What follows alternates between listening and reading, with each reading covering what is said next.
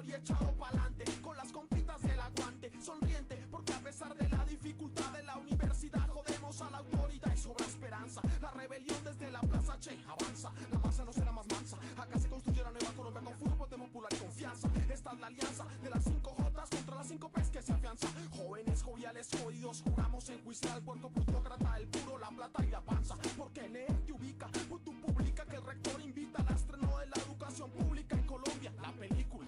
Pero acá proponemos la reforma agraria y no pagar matrícula. Casas estudiantiles, útiles en seres víveres. No más cadáveres de líderes, ni decanos, viles títeres. Así es, ya saben cómo es. ¿Y usted quién es? ¿Usted quién es? Soy estudiante latino, soy estudiante, estudiante. Soy estudiante, estudiante, echado pa'lante. Soy estudiante latino, soy estudiante, estudiante. Soy estudiante, estudiante. Bueno, entrevista al profesor Diego Álvarez, profesor de la licenciatura en Ciencias Sociales. Profe, buenos días. Buenos días. Profe, la pregunta que vamos a plantear en este día es ¿por qué educar es un acto político? Bien. Para responder esa pregunta, me parece que lo primero que hay que definir es qué estamos entendiendo por política y qué estamos entendiendo por educación.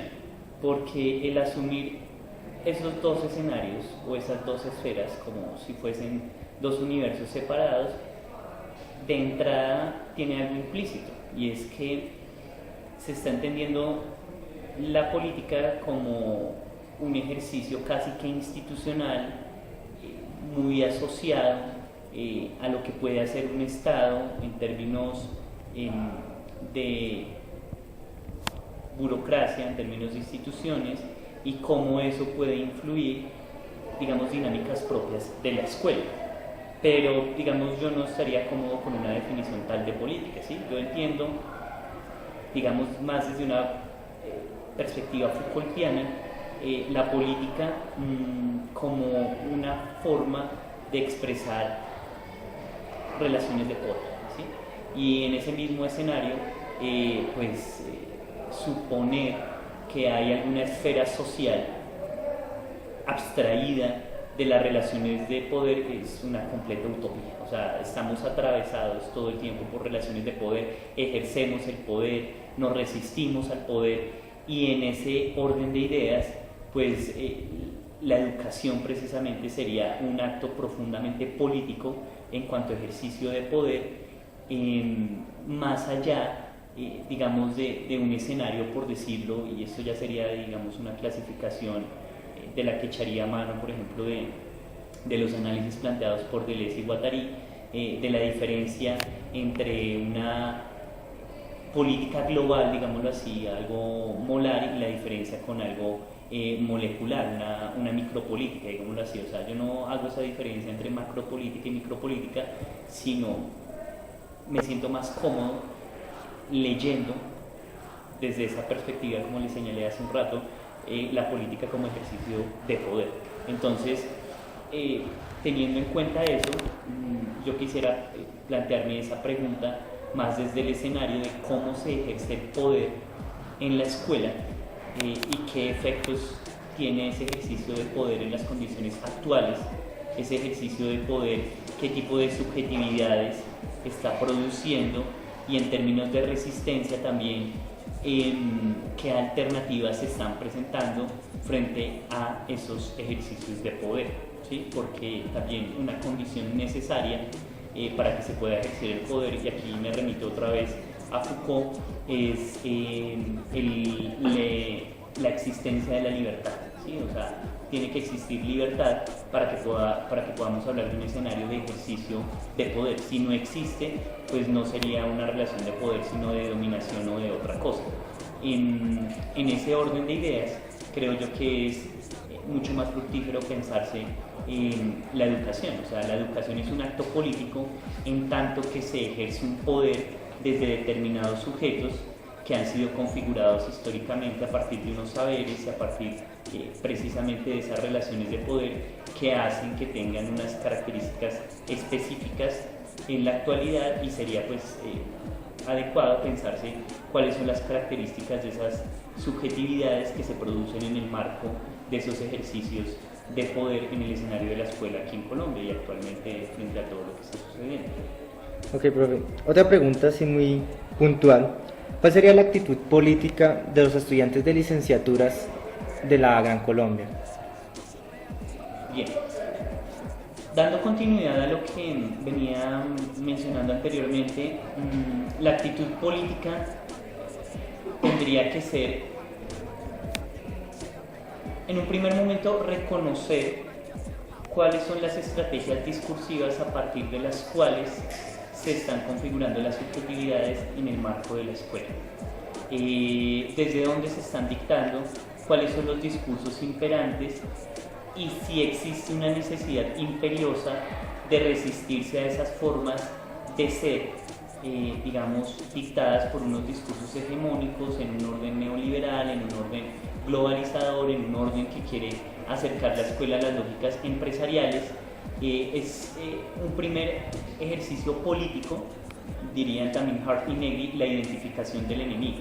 Y en términos de educación es identificar quiénes están en contra de una educación que sea realmente liberadora, de una educación que permita al hombre emanciparse, y una vez se ha llevado a cabo esa identificación, tomar seriamente trabajo sobre sí mismo, de cada uno de los sujetos del acto educativo, de transformarse, ¿sí? En términos de apelar a otros discursos y apelar a otras prácticas de sí mismos que les permita ejercer su poder en el escenario de la escuela desde un lugar distinto. Y en esto también quiero aclarar algo: eso demanda un trabajo muy serio y muy juicioso de transformación, ¿sí? Que es preciso que los estudiantes mismos y pues también nosotros como docentes revisemos si estamos interesados en llevar a cabo ese acto de deconstrucción de lo que tradicionalmente, digamos, hemos sido o hemos venido siendo en ese escenario o en ese ámbito de la educación. Eso, profe. Y ya para terminar, los actos de poder o de política, por decirlo así, ¿cómo se ven evidenciados en una escuela colombiana?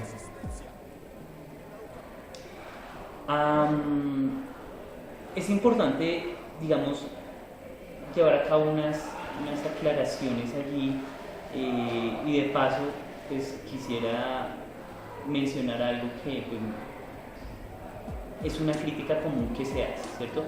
Y es mirar de forma extrema las dinámicas de la educación en Colombia, o el escenario de total sumisión donde se aplican directamente determinadas políticas, determinados discursos, determinadas leyes, determinados marcos normativos, y entonces en ese orden de ideas la escuela es solamente un escenario pasivo de reproducción de mano de obra, donde, digamos, los estudiantes se configuran a imagen y semejanza de un modelo económico en particular. O también la otra esquina, que si se exagera, pudiese presentar la escuela solamente como el escenario de la resistencia pura, el escenario de la transformación radical. Yo considero que no es absolutamente una cosa u otra, o que no está en una orilla o en otra, sino que se trata de una confluencia, ¿sí? de mirar hasta qué punto la escuela legitima determinados órdenes, determinadas visiones de mundo, determinadas perspectivas de la historia, y hasta qué punto también hay ejercicios transformadores de esas visiones y de esas prácticas, ¿sí? Y pues hay que pensarse precisamente cuál es el papel que le corresponde en la actualidad a la escuela, ¿sí? Si bien está seriamente amenazado como ese espacio, digamos, como lo identificó en algún momento Foucault, disciplinar de producción de cuerpos dóciles, por mencionarlo de alguna manera, aún la sociedad no ha configurado, no ha construido una institución tan eficiente como la escuela para llevar a cabo sus procesos de socialización. Entonces tampoco me parece que hay que acudir a las visiones fatalistas de que la escuela está por desaparecer porque ya no se aprende solamente en el aula de clase, sino, por ejemplo, en escenarios multimediáticos o a través del internet. Entonces es vital preguntarse qué tipo de escuela queremos y para qué tipo de país, y que sea una discusión ampliada en las condiciones actuales de frente a qué nos interesa en términos de educación en Colombia y qué estamos haciendo para conseguir esos proyectos, esos horizontes políticos, ciudadanos, económicos, y cómo la escuela puede aportar en la sociedad. Listo, profe, muchísimas gracias. Voy haciendo análisis, construyendo el país. Saquen un papel, un borrador y un lápiz, dice el profe. Empiezo mi ensayo con patria o muerte como epígrafe. Desde aquí se conspira contra el jefe y su matarife. El Ministerio de Educación es un insulto, mequetrefes. Otro semestre, por supuesto, en el que el presupuesto se va por el grifo.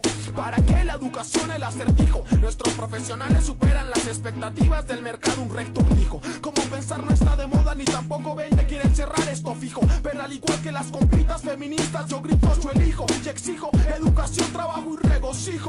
Al igual que las compitas feministas, yo grito, yo elijo y exijo educación, trabajo y regocijo.